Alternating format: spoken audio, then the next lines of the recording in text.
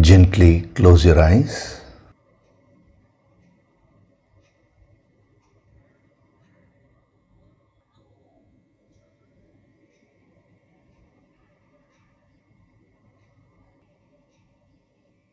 Do deep breathing.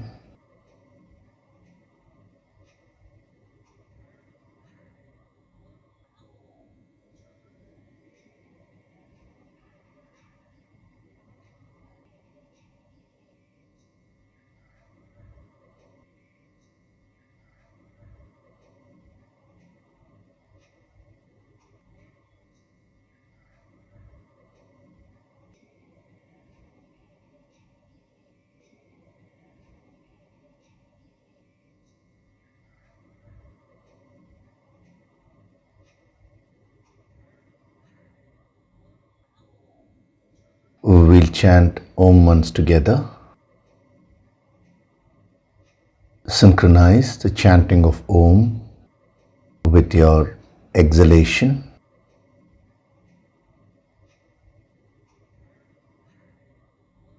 Breathe in.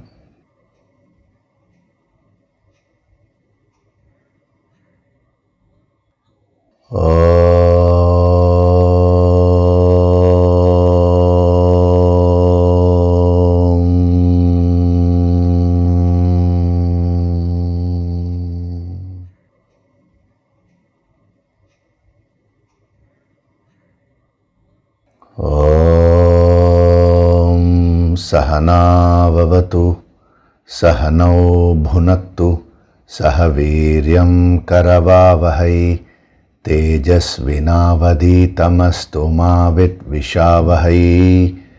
Om Shanti, Shanti, Shanti.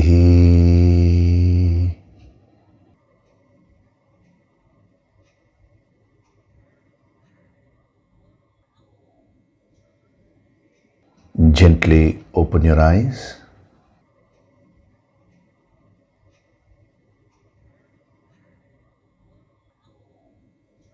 We'll chant from verses 6 to 10 of chapter 3. Karmendriyani sanyamya, Karmendriyani sanyamya, ya aste manasa smaran, ya aste manasa smaran, indriyartan vimudhatma, indriyartan vimudhatma, mithyachara sa uchyate, mithyachara sa uchyate, yastvindriyani manasa, yastvindriyani manasa, niyamyarabhaterjuna, niyamyarabhaterjuna, karmendriyai karmayogam, कर्मेन्द्रियै कर्मयोगम् asaktah savishishyate, असक्तः स विशिष्यते, niyatam kuru karmatvam, नियतं कुरु कर्मत्वम्, कर्मज्यायो ह्यकर्मणः, कर्मज्यायो ह्यकर्मणः, शरीरयात्रापि च ते, शरीरयात्रापि च ते, न प्रसिद्ध्येद कर्मणः, न प्रसिद्ध्येद कर्मणः, यज्ञार्थात् कर्मणोऽन्यत्र, यज्ञार्थात् कर्मणोऽन्यत्र, लोकोऽयं कर्मबन्धनः, लोकोऽयं कर्मबन्धनः, तदर्थं कर्म कौन्तेय, तदर्थं कर्म कौन्तेय, मुक्तसङ्गः समाचर, मुक्तसङ्गः समाचर सह यज्ञाः प्रजाः सृष्ट्वा सह यज्ञा प्रजा सृष्ट्वा पुरोवाच प्रजापतिः पुरोवाच प्रजापतिः अनेन प्रसविष्यद्वम् अनेन प्रसविष्यद्वम् येषवोऽस्त्विष्टकामधुक् येषवोऽस्त्विष्टकामधुक्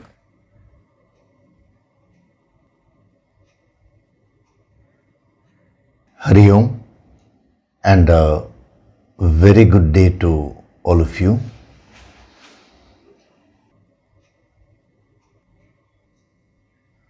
So last week was a very special week for all of you. The Maha Ganapati Dhyana was launched.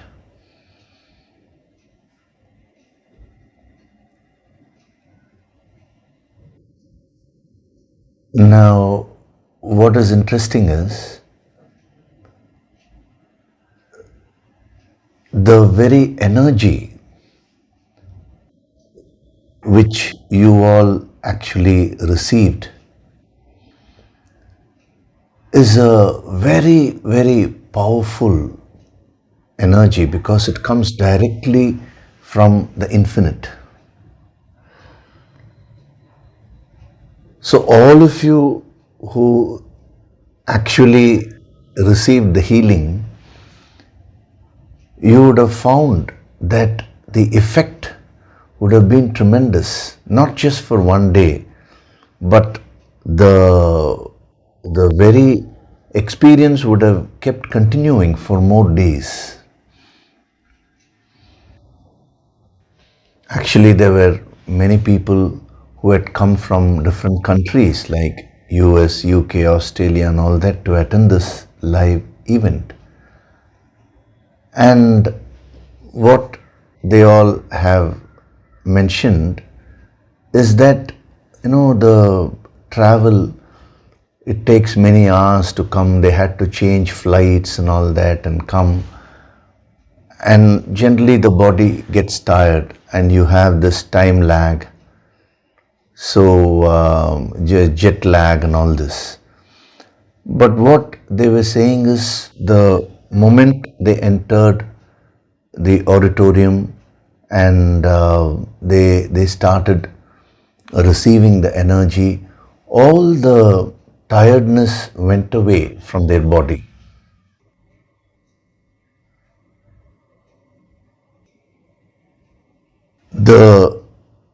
Each and every cell actually became very, very refreshed for them. Very interesting experience which they have shared. It's not one person.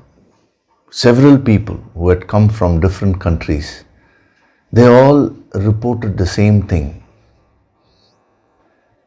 Now, why is this? Because the energy, this higher Shakti, the higher healing Shakti actually cleanses away whatever dirt which you have stored.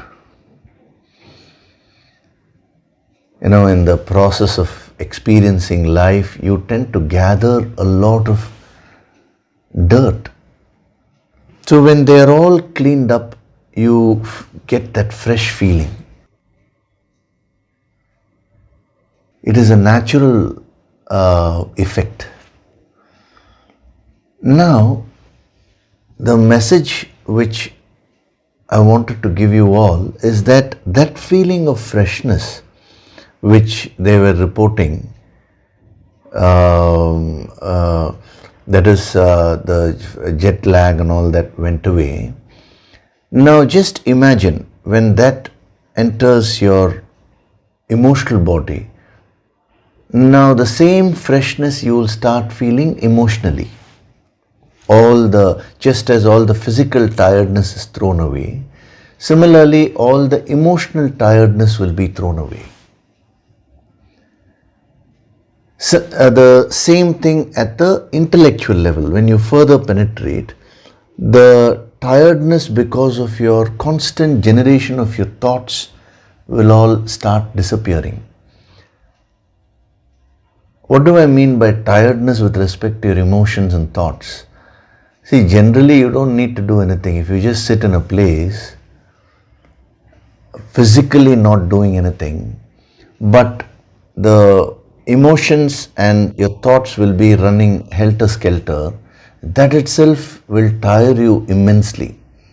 Actually, some of the psychologists say that when we do hard physical work, whatever tiredness which we get at the physical body, now that is very less when compared to emotional tiredness and tiredness caused because of uncontrolled thoughts. So all that will start going away in your life. Why am I mentioning this particular point? There are so many experiences which sadhaks have shared in the last week. We've been receiving a lot of mails and messages. Now, every benefit which you get is so wonderful. Like, for example, one person has mentioned that as soon as he finished seeing the telecast of the Mahaganapati Dhyana launch, he's from US, he says the next second he received a message. Some person from some company had called him and they have offered him a higher post with a higher salary. This is not one experience. Like this, so many mails we have received. One girl has said as soon as she went out of the event, her marriage date got fixed. Because the karmic blocks are getting removed. Now, these are all such wonderful benefits. But why am I mentioning this point of tiredness here, the tiredness going away and your freshness coming back, is because it is directly related to this verse number 6, which we are doing now. See, in verse number 6, basically what he is talking about is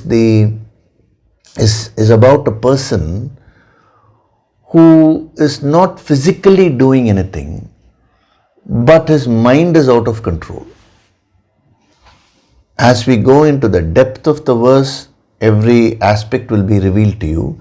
But if you just look at the verse from outside, if you get an overview, what is he saying?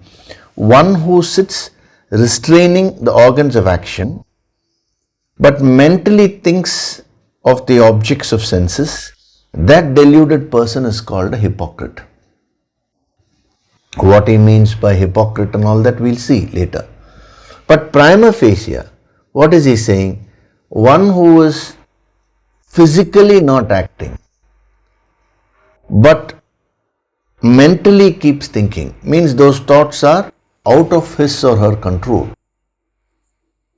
Now, that person is deluded, he says. So, when your emotions and thoughts are not under your control, what happens is that the first thing that will happen is you will start becoming very, very tired in life.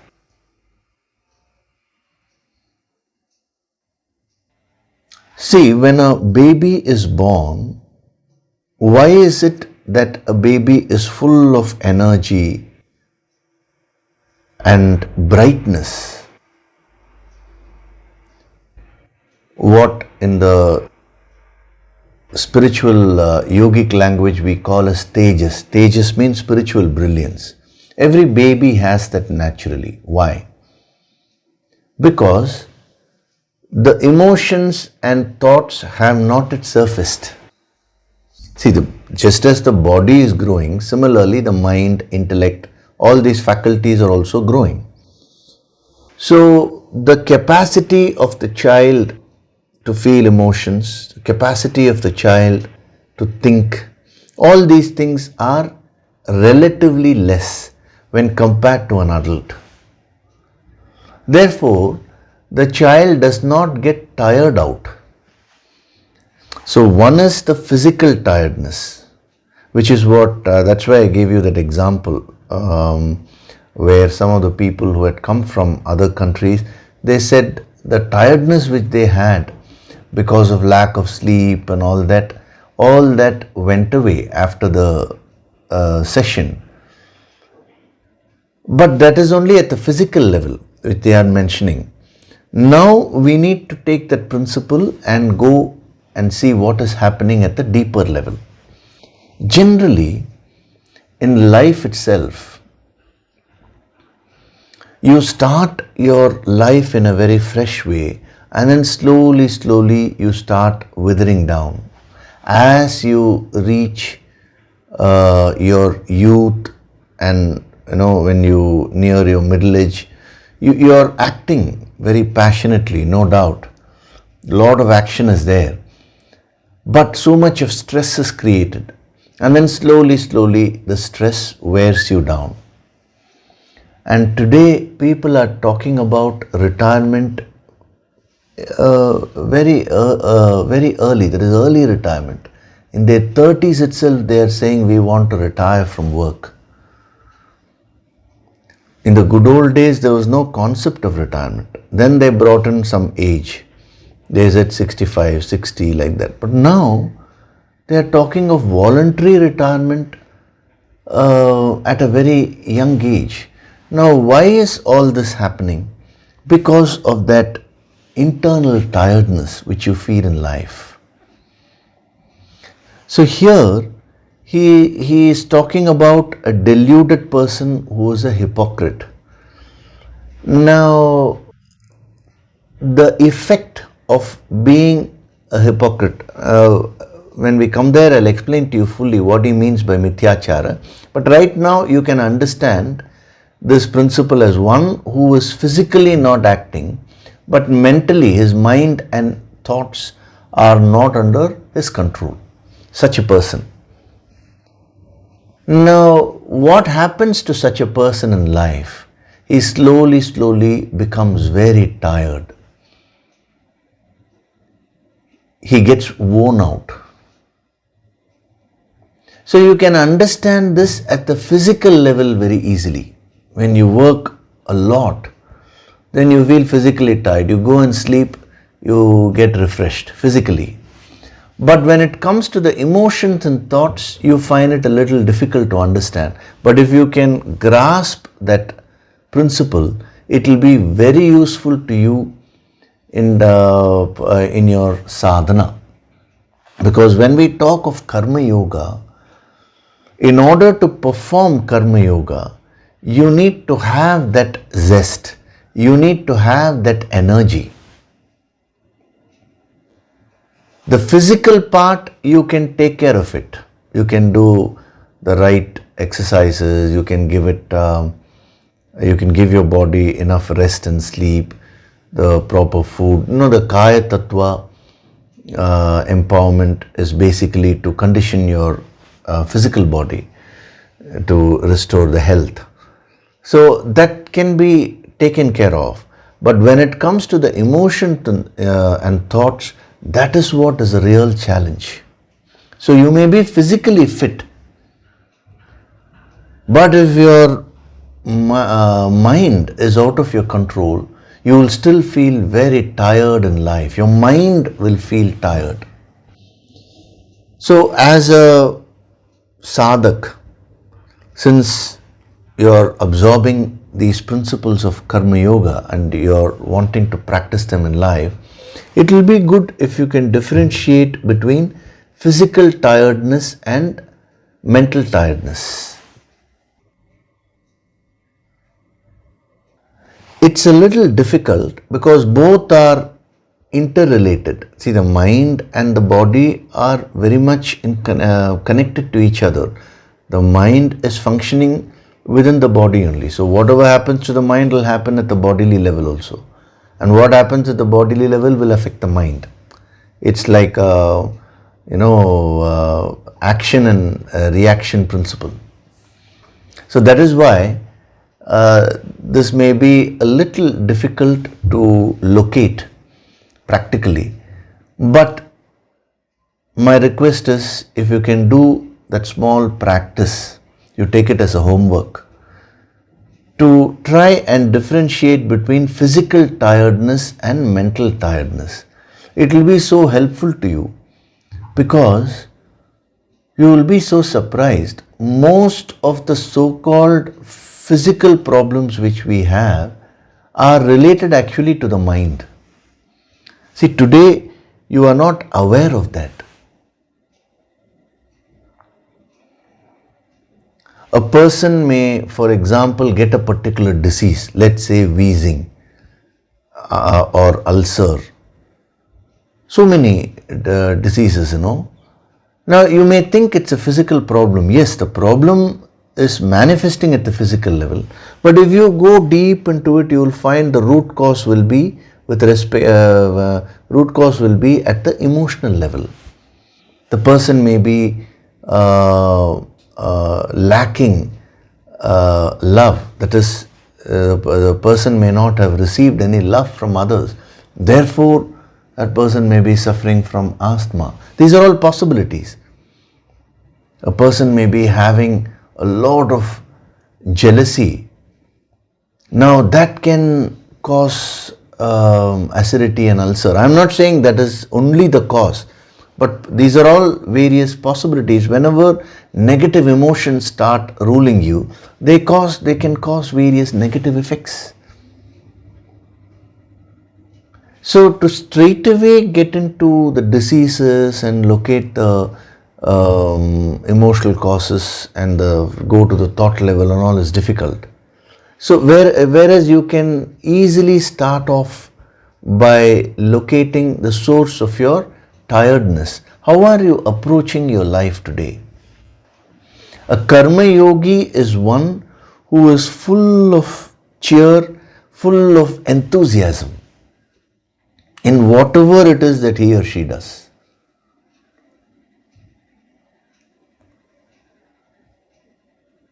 That person is self-motivated. Till the last minute, he will keep on doing whatever he ought to do in life. So where has that cheer and enthusiasm gone away today? Why is it that it is withering away? Because of the emotions and thoughts. That is, lack of control over the emotions and thoughts. So karma yoga is a sadhana by which you actually clean up your mind.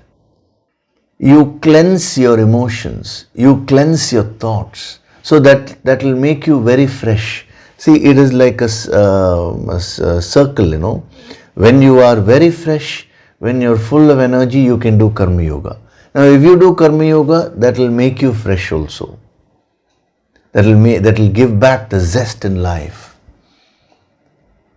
So, as a sadhak, we will attack it both ways. Straight away, by becoming aware of what is happening within us, we do the sadhana and cleanse ourselves.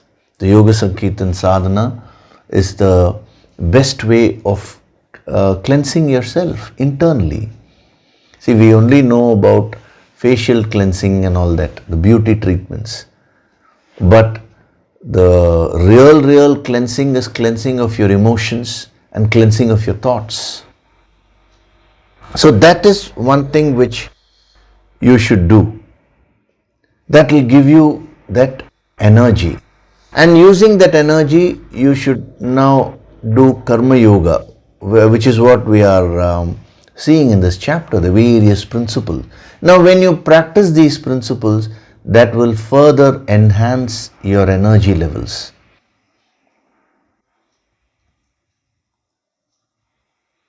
When you look at a baby's eyes, you can see that twinkle, A baby is full of life, we can say. Now, as you grow, that twinkle goes away. Whereas when you go and look into the eyes of a yogi, you will find the same twinkle will be there. The same energy will be there. That is what you should strive to achieve.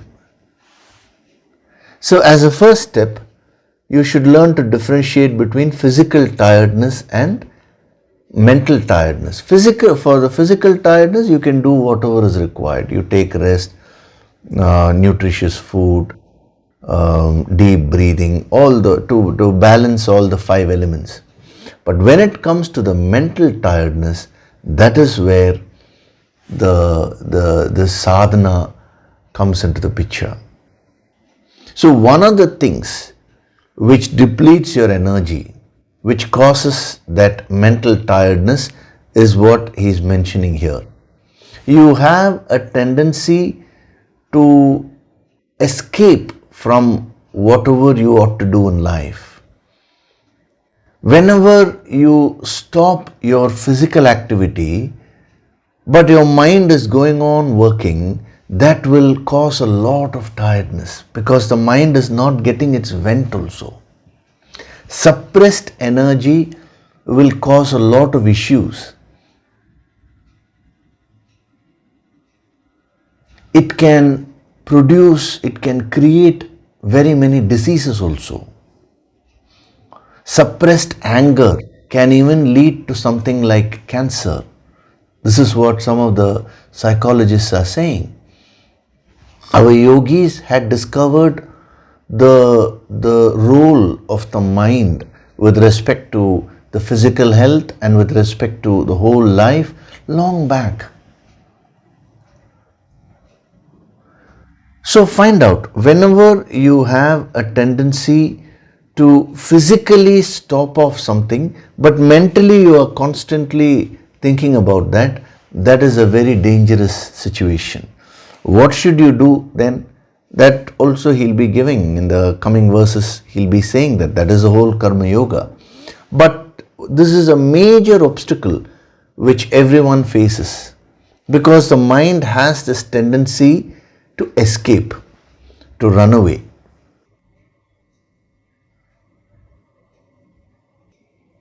Whenever you face a challenge in life, if you escape and run away, that is not going to make you strong. Rather, that will make you more tired, that will make you more weak. You will lose all your confidence. So the Bhagavad Gita, the ancient wisdom, what is it trying to convey? It says you need to stand up and face your life squarely. The various ups and downs of life. So you see, Arjuna, when a challenge confronted him, he wanted to escape. So what is Krishna trying to do? He is trying to tell Arjuna that you will not achieve anything if you run away. Rather, you need to be here and you need to face the situation which is in front of you. The mind does not want to do that. The mind wants to run away. But even though physically you may move away, but since your emotions and thoughts are not under your control, they will keep running again and again. Supposing there is a very tough person, let us say, and that person's behavior is affecting you. Now you run away from that person.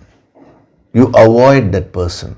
But what is interesting is, all the time you will be sitting and thinking about that person. Whatever you tend to avoid in life out of fear or out of a weakness, because you don't have the ability to face it, that will come back to haunt you.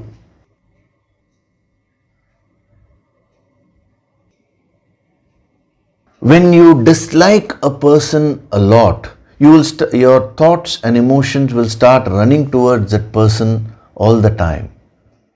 When you fear someone, again the mind and the emotions and thoughts will start running towards that person. This is the classic Puranic incident, where in Lord Krishna's life, where Kamsa, he was afraid of Krishna because even before Krishna was born, there was a prophecy that you will be killed by the 8th son of your own sister, Devaki. So he imprisoned the sister and his brother-in-law. He said, you give birth to your children, and as soon as you give birth to your babies, I'll take them and I'll kill them. Even though the prophecy was that it was the 8th child who would kill him, he killed all the babies, Of course, the story is that when Krishna was born, then overnight he was, exchanged. So I'm not getting into the full story of it. But the point is, he came to know that the 8th child had escaped. So from that day onwards, the fear increased. All the time he was thinking about the 8th child who was going to kill him. And when he heard about Krishna, who actually Krishna was his own nephew only, he became so afraid of him. So he thought, I should kill him before he becomes an adult. So when Krishna was in his teenage, he invited him to Mathura, where he was ruling. And his idea was he had arranged for a wrestling match, and he thought he'll kill Krishna there. But of course, Krishna went there because Krishna was an avatar and he was born to destroy unrighteousness and restore righteousness. The most interesting part is the day he sent an invitation to Krishna to come to Mathura, from that day onwards, it is written that he never slept. Already he was sleeping very less because of this fear. But once he knew that Krishna is going to come here, that fear started building in him so much. And what is so interestingly written is, due to that fear, all his emotions and thoughts were constantly running towards Krishna only. And a time came where he was thinking about Krishna 24/7. Even by chance he dozed off, in the dream also it was only Krishna who was coming. His mind became so preoccupied with Lord Krishna because of the fear which he had. And of course, when Krishna killed him, it is said that he attained moksha, because even though it was out of fear, 24 hours, 365 days, all the time, every moment he was thinking about God only. So that gave him the liberation, Very interesting story. So what is the principle behind this? There are very many messages there. In this context, whatever he feared most came and occupied his mind, came back to haunt him. This is what will happen in your life. Whatever you avoid out of fear or out of anger or out of jealousy, whatever it is, let it be any negative emotion. Whenever you avoid something physically because of a weakness, that will come back to haunt you. Long back, a youngster, he came and met me. Now, he had joined a particular company. Now, his problem was he was lacking a lot of confidence, He was lacking in confidence, and he was a very restrained person. So when he got this job, which was quite a high paid job, this happened in Delhi. Now he told me, sir, on one hand, I have been offered this wonderful job, excellent salary, so many perks are there and all that, but I'm not able to sleep peacefully. I said, why? You got a wonderful job now. Now you should look to the next step which you're going to take in life. He said, no, that is not the issue, sir. The work and all is fine. But monthly once, I have been asked to give a presentation to all the team members, Every month, one particular day has been fixed and I am supposed to give a presentation, 10-minute presentation. Now, that is what is causing a lot of stress in me. I said, what is the big deal? They are asking you to present to others about your work, obviously, probably with some facts and figures and all that. You can do that. He said the presentation is about what all the salespeople, what have they done. He's supposed to analyze. He was an analyst, basically. Supposed to analyze and give a presentation and also suggest how to move forward. Now, he said, no, sir, the thought of facing a group and talking there, now that is really bothering me. I'm unable to sleep. And the result of that is I'm unable to do my work also properly. So one part of me, my mind has started telling me to resign from this. So that's why I have come to you. What should I do? Shall I resign? So to which I told him, see, the easy way out is to resign and go away. But if you do that, you will lose all your self-confidence. You will never be able to progress in life. Today, talking to a group of people, that is bothering you. That is causing a lot of fear. If you encourage this, now even normal conversations will become difficult for you. So he said, now, how do I get the strength to face it? I said, you take a plunge and do it once or twice. Of course, I gave him some breathing techniques and some sadhanas to be done to calm the mind. If you face it once or twice, then you will be able to conquer that fear. So what happened is, he followed every bit of the practices which I had given him. And he gave his first presentation and then 2 presentations he gave, 2 months. And then after that I had asked him to report to me what had happened. He said, the whole scenario has changed now, sir. I'm able to sleep peacefully. And one interesting observation which he made, this is what I want you to notice, that is, earlier when I was trying to avoid that, all the time I was thinking about it. But now I have overcome that fear and I have given a couple of presentations. I am very confident. Now I am hardly thinking about the presentation. Just a few days before the presentation, I see what am I supposed to, what are the points I'm supposed to present and all that. I just organize myself. But otherwise, that has stopped bothering me. This is a classic example of the principle which is being mentioned here. The principle is, whatever you try to avoid in life because of a weakness will come back to haunt you. So if you want to be a free person, if you want to be stress-free, don't avoid anything because of a weakness. The weakness can be fear. In this example, this boy's weakness was fear.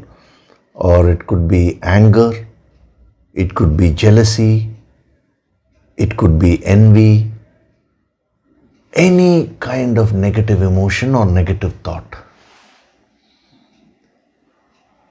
The moment you run away, now that will start chasing you. The moment you face it, that will start running away from you. This is the law of life. Our Puranas are full of these kinds of incidents. One is Kamsa, that is fear. When you come to Hiranyakashipu, he was all that time thinking about Lord Vishnu because he hated him tremendously. See, his own son, Prahalada, was one of the greatest devotees of Lord Narayana. Because when he was in his mother's womb, he got the Diksha, the empowerment from sage Narada himself. The empowerment, and the sage Narada gave him the mantra Diksha, Om Namo Narayanaya. And as a embryo in the mother's womb, he absorbed it. So when he came out of his mother's womb, he was a divine baby. One of the most sattvic babies ever born. And right from early childhood, his mind was constantly devoted to God. Now Hiranyakashipu didn't like it because he was a demon and he wanted everybody to worship him, not Lord Narayana. So he tried to convince his son. And when his son didn't listen to him, then he tried to cause a lot of harm to his son. He thought at least he'll get frightened and he'll start worshipping me. But Prahalada's faith on God was tremendous. He didn't budge. Then he tried to kill him. He tortured him. He tried to kill him. But every time there was a divine protection for Prahalada. So Hiranyakashipu was getting very frustrated. So one day he called Prahalada and said, "Why are you torturing me like this?" So Prahalada asked him, "What did I do? Where am I torturing you?" He was a small boy, no? And Hiranyakashipu said, "When I am saying you should not worship Narayana, nobody should worship, all others are listening, but you are the only person who is against that. And if my own son is going to be like this, then what will others say?" To which Prahalada told him, "Listen, others may externally say out of fear, but all the rishis, all the great saints, how can you control their minds from going towards Lord Narayana? That is not possible." Number one. And number two, he said, "You are telling me I shouldn't think about Narayana. But according to me, you are the greatest devotee of Lord Narayana." So now Hiranyakashipu got very angry. He said, "How dare you call me a devotee of Lord Narayana?" To which he said, "I'll explain myself. Who is a devotee of God? One who constantly thinks about God, isn't it? Now, I'm thinking about Lord Narayana out of love, out of devotion. But here and there, I also slip. Whereas, you are constantly thinking about Lord Narayana because you hate him so much. Because of your hatred for him, you are constantly thinking about him. Morning, noon and night you are constantly thinking." And he asked him, "Tell me, in your dreams also I am sure in an angry way you are thinking about Lord Narayana." Hiranyakashipu said, "Yes. So you are the greatest devotee of God. I have to take Diksha from you." Now Hiranyakashipu got very, very angry when he heard this. That is the time when he ordered his guards to go and throw Prahalada into the ocean. He said, "Just kill him." Of course, that never happened. Then the avatar, Lord Narasimha, was, when Lord Vishnu manifested as Lord Narasimha and killed Hiranyakashipu. This is the story part. But as I told you, the Puranas are full of wonderful messages, sadhana messages. If we have to go through all the Puranas using the yogic approach, that will be very, very exhaustive. That is why we have taken a text like Bhagavad Gita and applying the yogic approach, and wherever it's relevant, I am bringing in the Puranas and so many other scriptures, the principles from other scriptures also, so that you can easily get a comprehensive wisdom. So one of the principles there which is given is, out of love a person thinks of God, whereas now Hiranyakashipu constantly thought of God because of hatred. So he was avoiding Lord Narayana. I hate him. But all the time his mind was preoccupied only with Lord Narayana. What a beautiful principle has been portrayed. So whatever you try to avoid will come back to haunt your mind, not only when you are awake, even when you are asleep. It will not allow you to sleep peacefully. You will start dreaming about it. That is why the Mahaganapati Dhyana meditation sadhana has been introduced to you, so that you complete your experiences, you manifest your goals, you fulfill your ichcha, the legitimate desires, the positive desires. So when you do that, your mind will calm down a bit. Using that energy, you can meditate and expand your consciousness further. Otherwise, all the unfulfilled aspects will come back to haunt you. Of course, when certain things have there could be certain things which you cannot fulfill due to various practical reasons. That can be exhausted through sadhana. That is possible. But otherwise, in life generally, you should never ever avoid something because of a weakness. If at all you do that, now that will start preoccupying your mind so much, the result will be that you will become very, very tired mentally. Emotionally you will be tired, intellectually you will be tired. And if you were to analyze your tiredness which you experience today, you will find 90% of your tiredness is emotional and intellectual. Only 10% pertains directly to the physical body. That can be easily solved.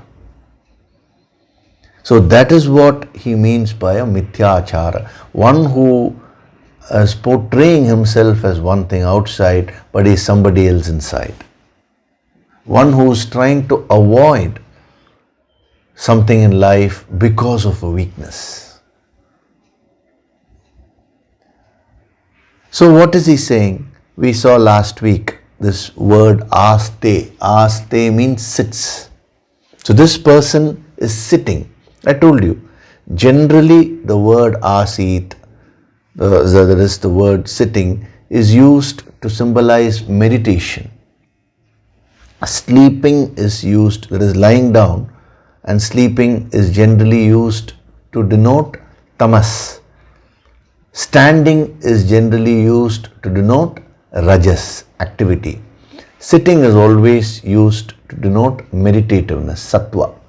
But here, he is deliberately using the word aste to mean tamas. So I gave you the deeper meaning also in the last session. So tamas or laziness tends to mimic sattva. So in life, you not only avoid, you not only escape, but you also tend to cover it up with some higher motives.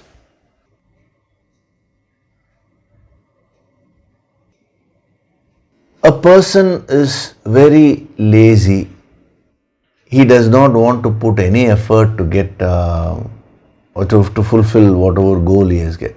Let us say he wants wealth. Now he is very lazy, doesn't put any effort. And then he will give a very high philosophy saying, what is there in wealth? Wealth cannot give me happiness. So you should be careful. Whenever you start philosophizing unnecessarily, it means tamas is mimicking sattva. A real philosopher, a real yogi will not philosophize and keep giving advice to others unnecessarily. Only when somebody seeks advice, he will give. And when he says, that will have a lot of pran shakti. It will directly enter the deeper layers of the other person's mind, because he is actually living it. Whereas when you cover up a weakness and you're attributing a noble motive there and you're mimicking sattva, even though you may be talking high philosophy, that will not carry any weight.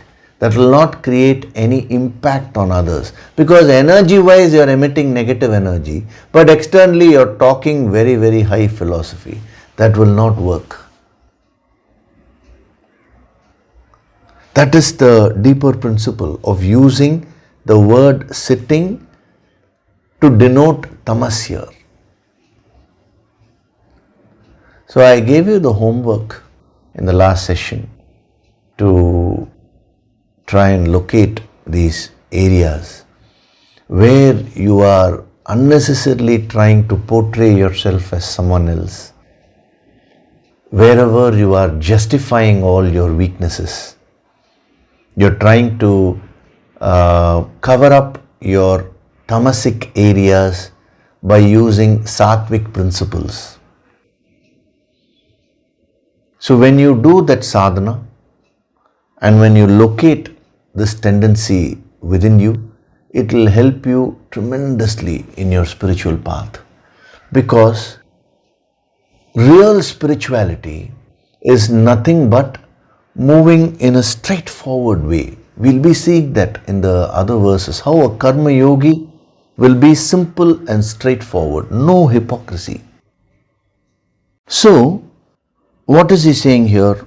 One who sits means one who escapes from life. So how is he escaping? He is explaining that. Restraining the organs of action. Sanyamya means restraining. What is he restraining? He says karmendriyani, karma indriya. Indriya means sense organs. Karma indriya means the organs of action. So jnana indriyas means the organs of perception. So here, how is it that a person tries to escape? The way is by restraining the organs of action. What are the organs of action? All of us have 5 organs of action. We have the hands, 2 hands, then the legs, then mouth, then organ of procreation and organ of evacuation. These are the 5 organs of actions which we have. Now he says, whenever you restrain your organs of action, and then of course he continued, he says, but you're mentally thinking about the sense objects, then you are being an escapist. It is a hypocritical life. Now, when he says karma indriyas, he deliberately uses this word, karma indriya. He could have simply said one who avoids actions but sits and mentally thinks about the world. That would have been a simpler way of saying, but he doesn't say that. He says one who restrains the organs of action. Very specifically he's saying that, because that is where the deeper message is embedded. See, in our ancient wisdom, many a times they give a simple example, but that will contain a very deep principle. In the very Bhagavad Gita, the chariot, when in the first chapter we saw that chariot with the horses, Krishna is sitting there, Arjuna is sitting behind. It comes in the Kathopanishad, it's a metaphor. Chariot represents the physical body. The horses represent the senses. So when the senses are out of your control, it will run helter-skelter. So many deeper principles are embedded there. It's the same thing with respect to all the various metaphors and examples which they give. Many times they use one word to mean some very, very deep principles. A classic example of that is the usage of the word karma indriya here. Because if you look at it superficially, even without using that phrase, that word karma indriya, this simple principle can be given. Don't escape from life. No, there is no necessity to go into such specifics and say that he is restraining the organs of action. That is a technical way of saying. So there is a purpose behind it. See, when we look at the organs of action externally, the hands, the legs, the mouth, the organ of procreation and organ of evacuation. These are literally the organs of action. But philosophically, spiritually, each karma indriya represents a facet of the various activities which you perform in life. Our ancient yogis, they divided all your actions into 5 types. And each of the organ of action represents one of these types of activities which you can perform. What are the 5 types of activities which anyone can perform? The first is activities or actions which are performed within a particular place. You define a boundary and then you can restrain your activities within that place. That is the first type of activity. This is represented by the organ of action, the karma indriya, hands. Because if you take your hands, now they can do various movements. You may stretch your hands, you may bend your hands, you may lift your hands, you may rotate your hands. All these things are possible. But all those activities are happening within a place. A boundary is set. So any activity or any set of activities done within a place is represented by hands. This is the first type. The second type of activities which you can perform is that activity which you perform that from place to place. There is movement from place to place. That is represented by the legs. So when you move your hands, there is a boundary, you can't cross that boundary. But when you start moving with your legs, now you can start moving from one place to another place. So it is representative of all the activities which you perform where you keep moving from one place to another place. See, you can apply it anywhere you want. For example, a person is doing business. A person can do business just within his area, a defined area. Now the same person can decide to expand his business. Then that is representative of movement from place to place. Staying at one place, he may reach out to another corner of the world. Then means he is performing the second type of activity. So hands and legs both are organs of actions only, and you can perform various actions, but with one distinct difference. Hands represent movements within a place, whereas legs represent movements from place to place. So very interesting. Now, these are the first two types of activities. What about the third type, mouth? What do you generally do with your mouth? One is, of course, you eat food. The other is you speak. So the third type of activities which you can perform is eating represents experiencing. That is intensely experiencing something in life. See, you may be acting, but that doesn't necessarily mean you are experiencing fully. Your senses are fully alert, your awareness is fully there, and you are registering everything. There is no guarantee. Many times people just act mechanically, but they don't really experience anything fully. Similarly, speaking, the other activity of mouth is speaking. Speaking is representative of expressions. So, the third type of activities which you can perform is nothing but experiencing fully and expressing yourself, any kind of expressions. Even when you wear a particular dress with a particular color, you are expressing yourself. When you write something, you are expressing yourself. When you're talking, you are expressing yourself.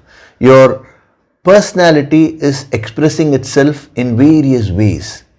All that is represented by the mouth, the third organ of action. And then the fourth type of activity, or organ of procreation. So the organ of procreation is actually an organ which you use to get physical pleasure. So the fourth type of activity which you can be in is pleasurable activity. Any action that gives you pleasure. Just because you are experiencing something doesn't mean you are enjoying it. Our great yogis have differentiated between experiencing and enjoying something. You may watch a movie, you're experiencing it, but another person may experience it and also enjoy it. That is separate. So whenever you do actions which give you a lot of pleasure, which give you a lot of enjoyment, that is represented by the organ of procreation. And then finally, the fifth organ is the organ of evacuation. That represents all activities which are aimed at cleaning yourself. I told you last week itself, right from morning till night, you're designed to keep cleaning only. As soon as you wake up, you rub your eyes because dirt has got accumulated there. Then you brush your teeth. Then you have a bath. It's various activities you perform to clean yourself. Even the very sadhana, the yoga sankirtan sadhana is aimed at cleaning yourself only. To throw out the dirt. So all actions aimed at cleaning. This is the fifth type of activity. That is represented by the organ of evacuation. So 5 types of actions we get. Now you're always performing one of these 5 types. The first type, which is represented by the hands, actions within a place. When I say actions within a place, the impact of that actions are also limited by the boundary. See, if I try to punch you with the hand, now the impact is restrained by the boundary. Whereas when I move with my legs and try to punch you, then the impact is greater. Because now you can change the very area of impact.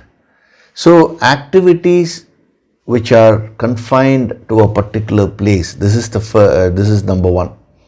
Number two, the legs, that is activities or movements from place to place. All activities like traveling. See, even if you take a relationship, when you're relating only to your family, that is confined. You're going to office and functioning, now it's a movement from place to place. So every activity can be categorized, can be fitted into one of these types which he is giving. So movements from place to place. The impact also will be greater here, quantitatively. Then the third one is mouth, eating, that is experiencing in life, bhoktru. In Sanskritam it's called bhoktru, to eat, to experience. And also speaking, expressing. So constantly you're trying to express your individuality. When you're dressing up, you're expressing yourself. When you're wanting recognition and you're acting for recognition, again you're expressing yourself. All the time you're expressing yourself. If you're listening right now intensely and absorbing, you are expressing a particular nature. Supposing you're listening, you're just hearing with your ears, but you're preoccupied with something else, you're expressing one nature. You're seeing this and you're working on a computer also, you're expressing your nature of being fidgety, Some way you're expressing yourself. And then the fourth type is pleasurable activities, represented by the organ of procreation. So you act, you perform so many activities, but only a few things you enjoy in life. All those will come under this category.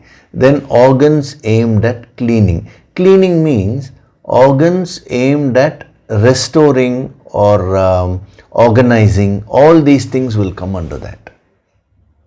Your table is not okay, you try to organize that. Your mailbox is not okay, you try to organize that. Your finances are not okay, you try to organize your finances properly. Then that also comes under actions aimed towards cleaning and organizing, we can say. So these are the 5 types of activities which you generally perform, which you are supposed to perform. So when it comes to karma yoga, we say you should do your duties. Now what do we mean by duties? One way of looking at it is one of these 5 activities. So a karma yogi is one who does all these 5 activities with a higher goal in mind, for constructive purposes. So when you go to a spiritual master, now he will perform all these 5 activities. Sometimes the action which he performs will be confined to a place that will benefit everybody else. Sometimes he will move from place to place and he will function. That will benefit again so many people. Sometimes he may experience a few things. He may make the other persons also experience. And whatever a spiritual person expresses will always be divine. Enjoyment, everything which a master does, he will do it with enjoyment. He will never do things with a very morose face. He will always be having that inner smile, And a master's activities will always be aimed at cleaning up the karmas, the spiritual dirt. That is the life of a yogi. So now, applying this principle here, what is he saying? Aste means sitting. restraining the organs of action. Sanyamya. So what does this sanyamya mean here? Whenever you restrain from any of these 5 types of activities, when you are supposed to do them, then that is a very tamasic state. He says you are a vimudaha, such a person, vimudatma, deluded person. So, as a homework, now you can see these are the 5 ways by which you can escape. We saw the principle of escapism, the tendency, the weakness of the mind. How does the mind tend to escape? First thing is it will escape from actions done within a place. Second way is it will try to escape from actions which are performed from place to place. Third is it will try to escape from experiencing, especially when challenges confront a person. Or restrained expression. The mind will try to escape from expressing oneself naturally. Or pleasurable actions. Some people frustrate themselves in the name of spirituality. They suffer unnecessarily. And then the 5th one is cleansing activities. Cleaning, organizing. People don't want to do that. The tamas in you stops you from organizing things and making things in an orderly way. You require a lot of discipline. Somewhere or other tamas will start manifesting. So these are the 5 escape routes which the mind indulges in. So he is referring to that when he says karmendriyani sanyamya. So such a beautiful phrase, So now do you understand the deeper meaning? Why is he saying karmendriyani sanyamya? One who sits, first he said aste, that itself is very powerful.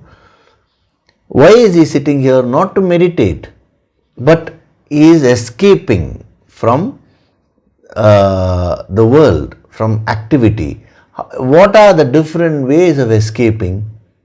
That's why he says karmendriyani sanyamya. The 5 types of activities which you are supposed to perform. When you refrain from any one of those activities, then you are being a hypocrite, he says. You cannot grow spiritually. So as a homework, there is another homework which is being given to you. You classify first all your activities into these 5 types. That itself will give you tremendous clarity. Because in Karma Yoga, what are we doing? We are trying to maximize the effect of our activities. When you understand that these activities are there, these are the 5 types, now you will start performing them with a lot of zest. For example, cleaning activities.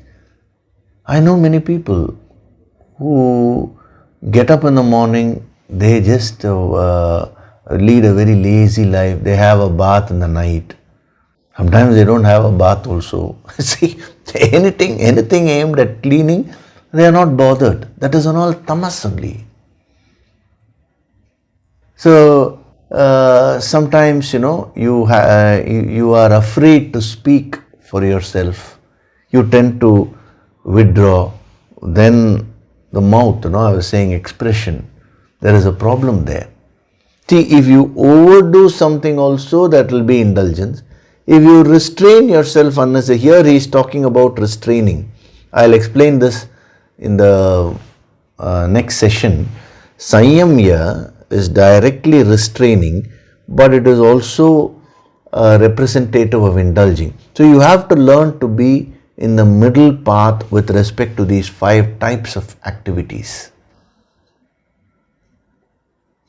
When you are confined within a place, let us say your family, how are you acting? When you move around, how are you acting? When you are expressing yourself, how are you functioning? When you are experiencing, are you experiencing things fully? Are you enjoying your life? Are you enjoying performing your duties? And are you constantly focused on cleaning yourself? That is, are you focusing on improving things, organizing and making things better externally and within you? If you are doing all these 5 types of activities properly, then you are practicing the basic principles of Karma Yoga. But no, the mind never allows you to do this peacefully. It will come and put a block. In each and every area of these organs of action, the mind has various weaknesses. It keeps on putting blocks. It doesn't allow you to function in a free way. So do this small homework and classify all your activities into 5 types and just do a simple self-examination. Ask yourself how you are functioning in life. Am I doing whatever I ought to do in life? Just start thinking on these lines. Now don't ask me, sir, how to know what am I supposed to do? All that we'll be seeing. Various tips will be given to you. Various factors which will be given to you which you need to consider before you get on with your duties. But you don't need to wait for them. First you start putting in that effort. Okay, so we'll stop with this today. We are slowly entering into the subtleties of Karma Yoga.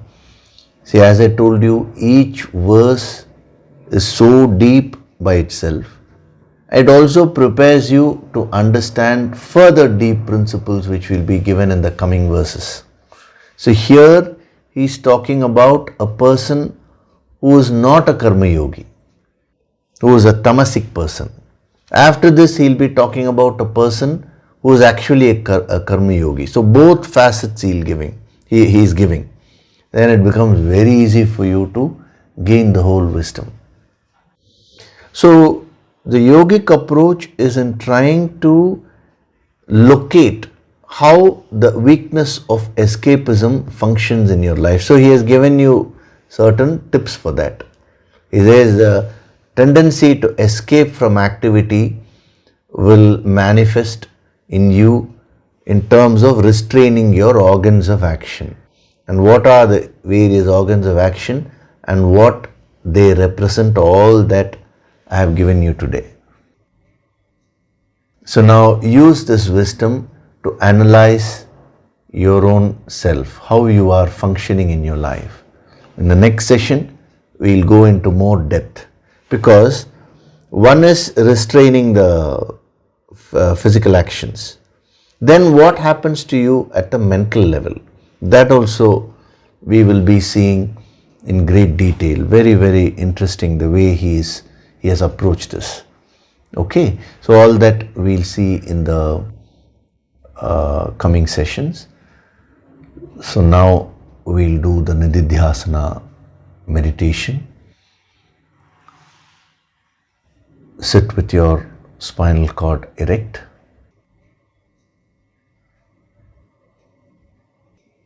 Gently close your eyes.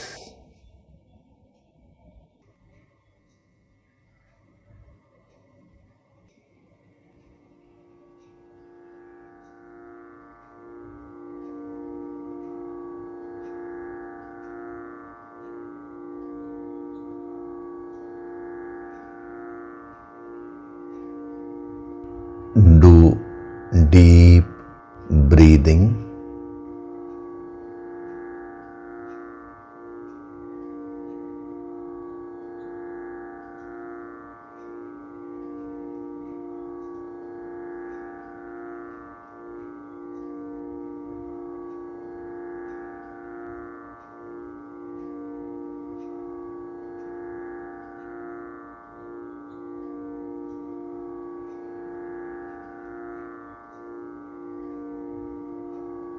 With every breath, I am becoming more and more relaxed.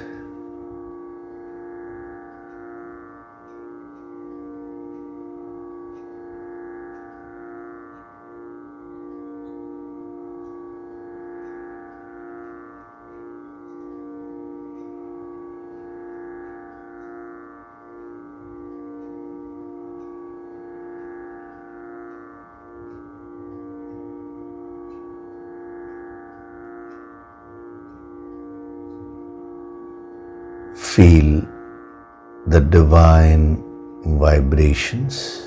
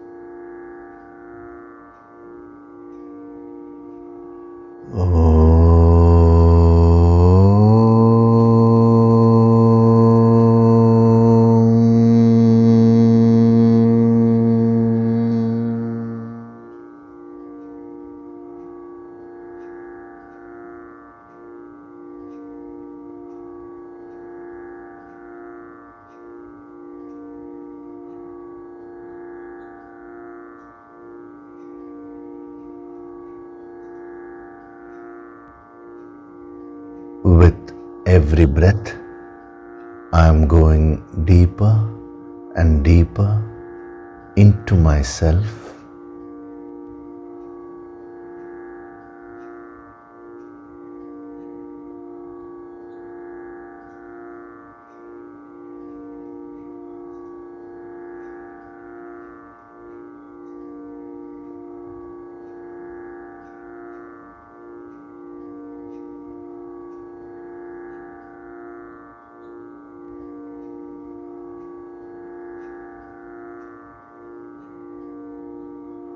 Beyond this physical body, beyond these emotions, beyond these thoughts, lies my essential supreme self.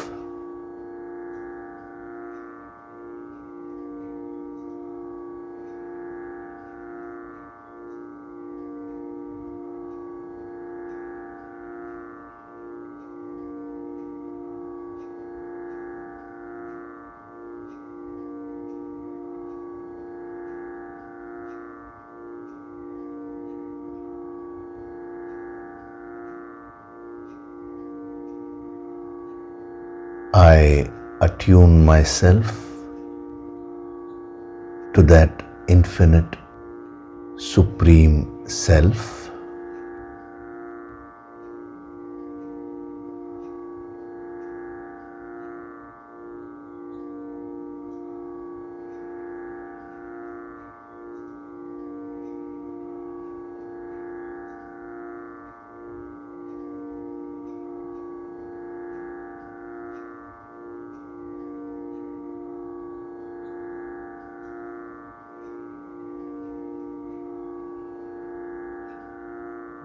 From this moment onwards, I choose to overcome my tamas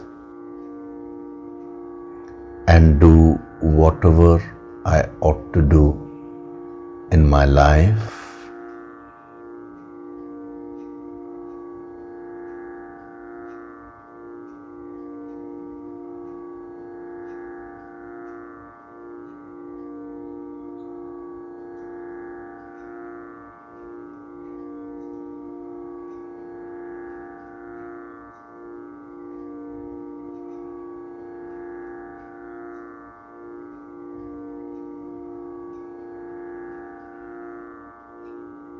I am Swayam Prakashit, self-illuminating.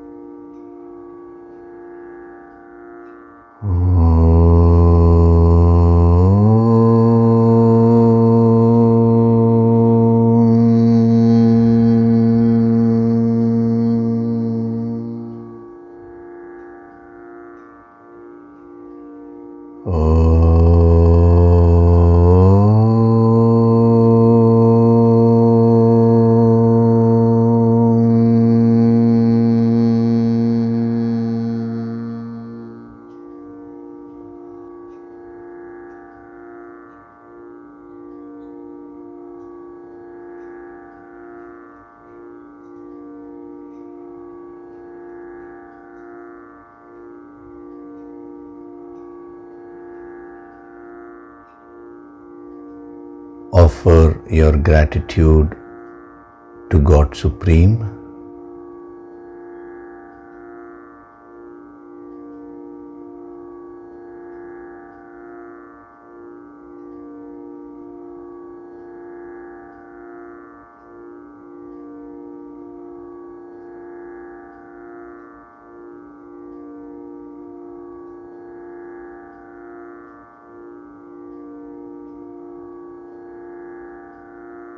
Offer your gratitude to your Guru and all the holy masters.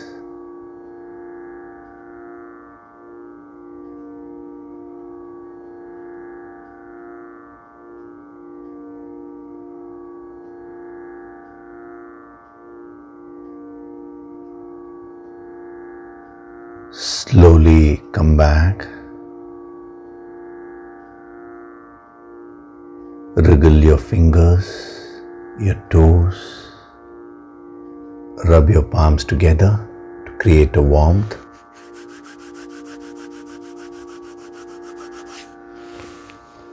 Cup your eyes with your palms.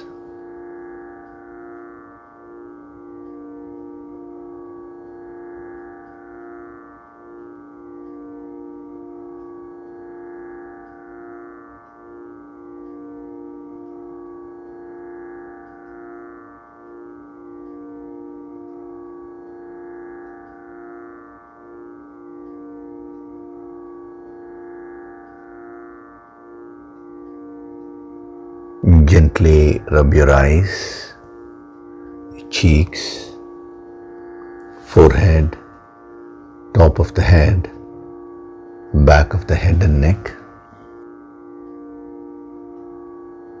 Slowly open your eyes.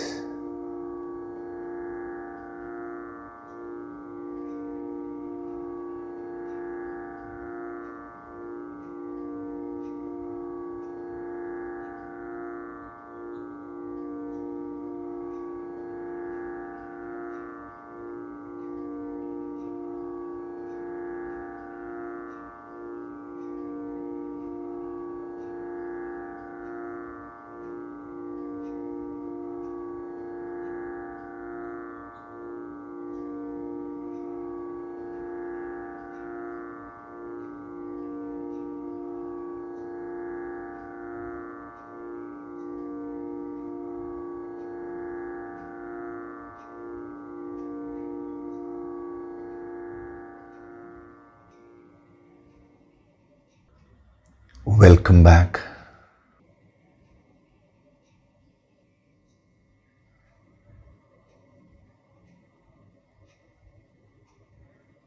So today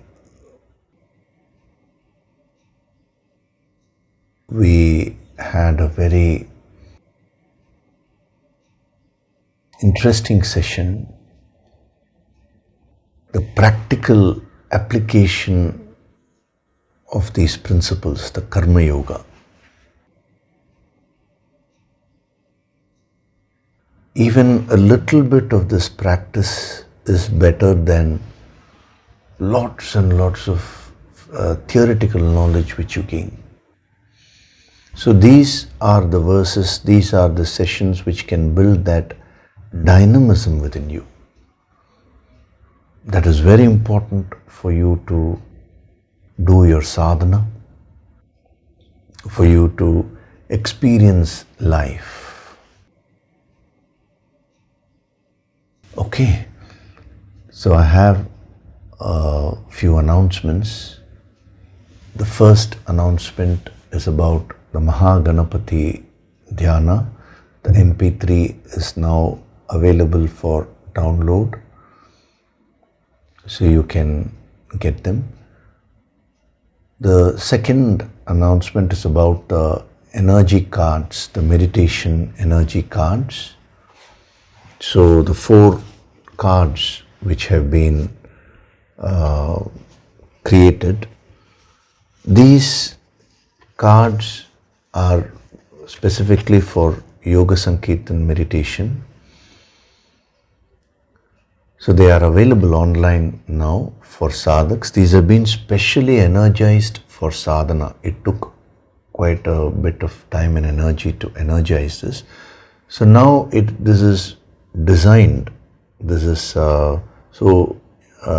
interestingly, beautifully designed for your sadhana to enhance the flow of energy during your sadhana. This will be very, very helpful for you to go deeper into this yogic path. In the future, I will come out with more cards also for higher empowerments. We'll see that later. So what is important is you need to have a separate copy for yourself as a sadhak. This is a sadhana material. Just as we say Yoga Sankirtan, don't share your material with others. Don't use others' material also for your sadhana. So you have your Yoga Sankirtan audio material. Similarly, you have your own set of cards.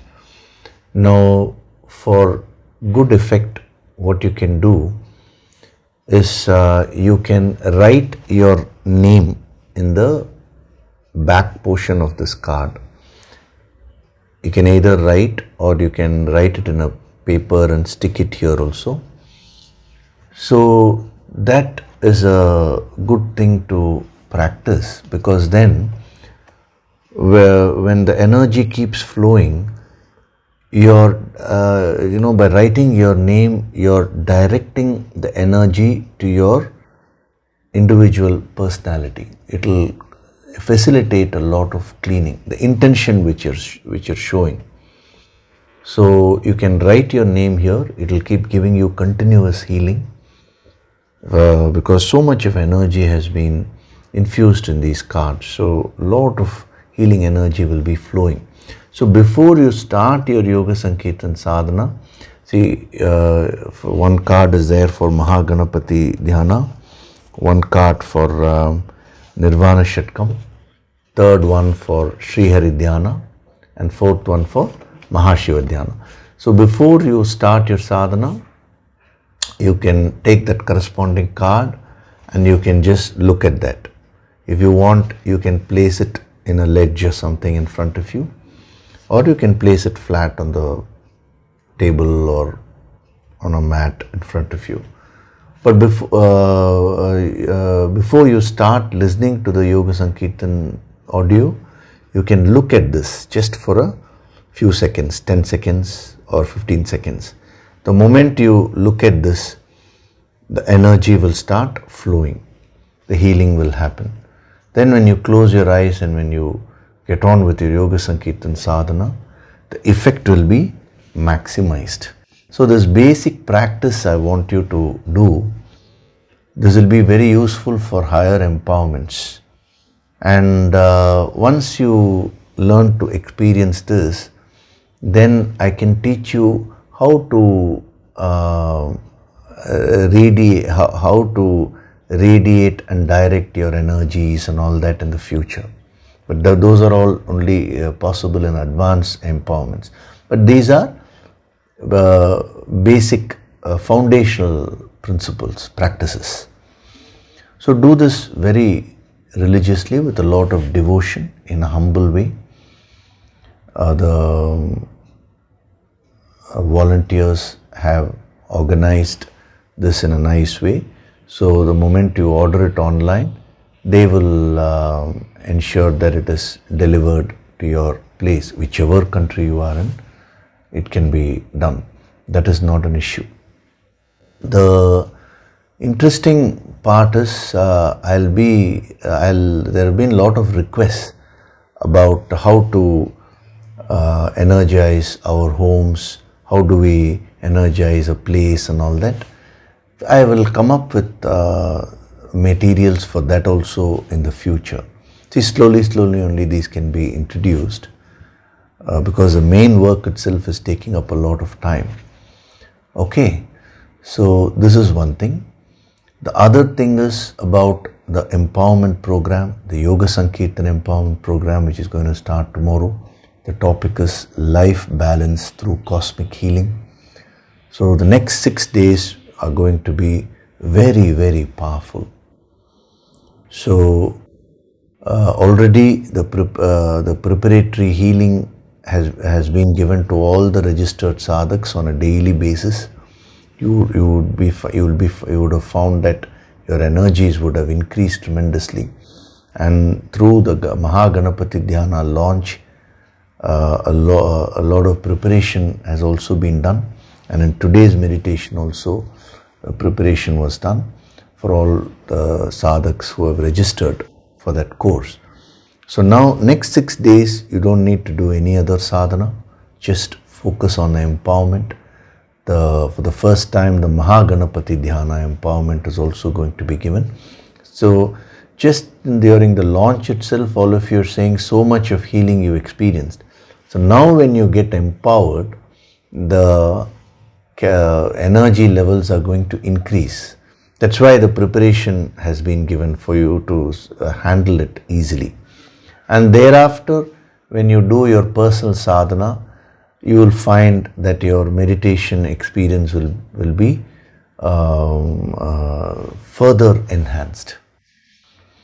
So in these 6 days, when you come with an open mind, complete focus,